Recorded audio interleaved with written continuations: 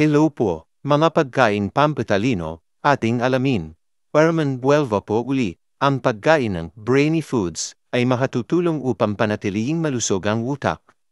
Kabilang sa mga pagkain na ito ang mani na mayaman sa vitamin E at good fats.